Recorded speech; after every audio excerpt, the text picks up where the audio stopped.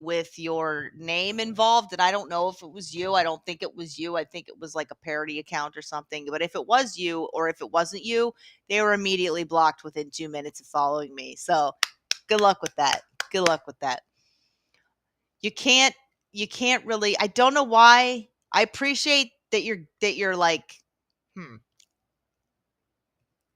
I appreciate that you're like participating and interacting in this show. That's cool.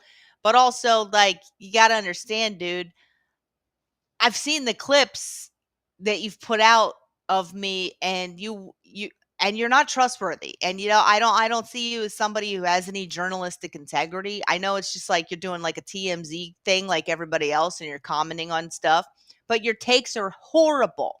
Horrible. Like, I don't think that you really have any common sense, but I also don't think that you have enough life experience to be commenting on it, whether or not somebody was abused, whether or not somebody's, everybody thinks that everyone lies all the time. That's the problem with the Dabbleverse, is people think that they've been lied to so much, I guess, that they just don't believe anything that happens. And I was not familiar with the Dabbleverse before I did MLC. I was really only, I just knew about MLC. I didn't know about the Dabbleverse. So I had no idea that there would be this all these fans or whatever, or people who watch these programs who would just attack me in the way that they did and like believe my abuser. And the thing is, like, you were one of those people.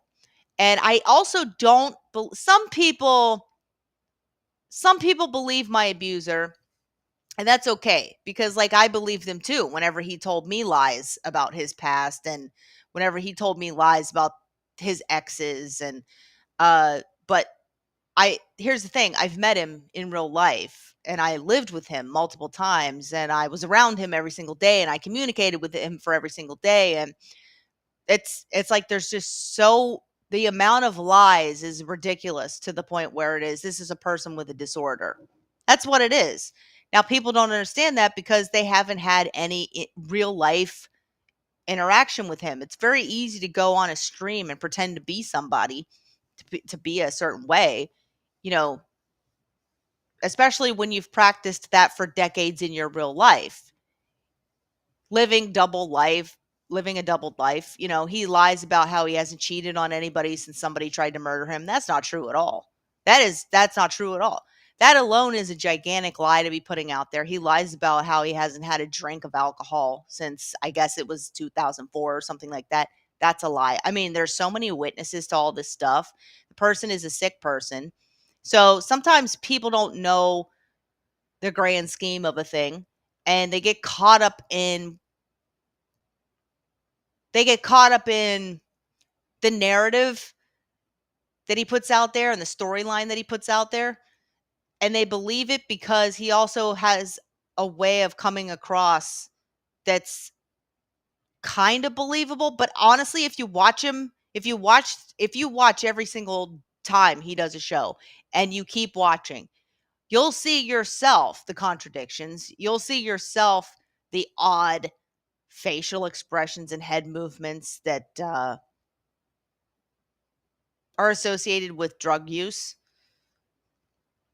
And also, when you start talking to the people who have real life experience with him, you'll find that they're far more believable and that they do have proof to back up their claims. And it gets to a point where you're like, the man he's just sick. I mean, multiple people have been to therapy with him. I'm one of them. It's my lived experience, and nobody can take that away, what I went through with this person. I also I was diagnosed with PTSD, and I went to EMDR trauma therapy because of what I had gone through. And I talked about that openly. And everything that I had said publicly, he was right there to try to paint me as a liar, which is exactly what abusers do. They also immediately get involved with a new person That's exactly what he did. Most of the time, their relationships overlap. So it's like if you're paying attention at all, and you don't even need to be paying attention to that much, or if you have any kind of internal compass or life experience where you can take in, let's say you're taking in all of the information. His narrative made the most sense to you. So sometimes people feel that way for various reasons. They don't know what the fuck they don't know what the hell is going on. They don't know anybody who's been in an abusive relationship. They don't know anybody who's been an abuser. They haven't been in an abusive relationship. They just don't know. They don't have the perspective to know how these things work. That's why they have so many questions. Well, why didn't this happen? Why didn't that happen? What? It's like there are answers to all of these questions, and you will know them if you've been through it. You'll also know them if you know somebody who's been through it. Then there are the people who may know how abusive relationships operate, and they tend to think that it's not a big deal. So this is the mindset. It's either the first one or the second one. And the second one is you don't think it's a big deal. You know how this stuff operates. You don't understand the power that it has over people. And you kind of agree with it. Like that's the also goes in with the second reason why people will believe take an abuser's side. So you kind of agree with it because you might be abusive yourself, and I do see that in a lot of people.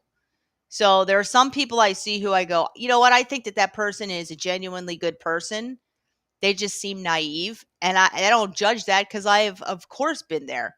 You can't know about something like this until you've been through it. You can think you have an idea. I used to judge women. I used to be like, well, there's something wrong with her because why would she be with a guy like that? Like when Brianna was pretty much defending Chris Brown after he beat the shit out of her, and she was saying like he just needs help. It's like, yeah, that's true, but also she still has empathy for him.